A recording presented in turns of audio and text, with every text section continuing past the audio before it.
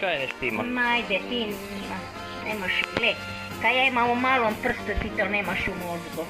A da. Ne, apsolutno. Ali to mora iti nekak. Pa nema dirat!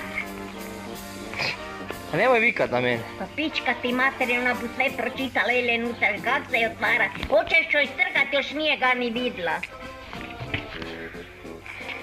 Odmah ga tam deni, nemoj mi tlak dizat jer ja ću ovu teglu, ja ću ti ju hitit na glavu, znaš. Odmah ga tam deni. Pa dobro.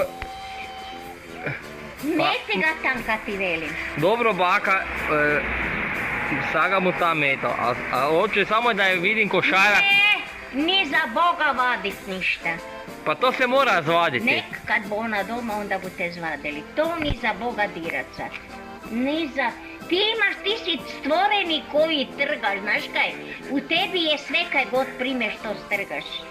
I meti to tam na mesto. Gle, tu je spojena, u košaru je spojene su žice.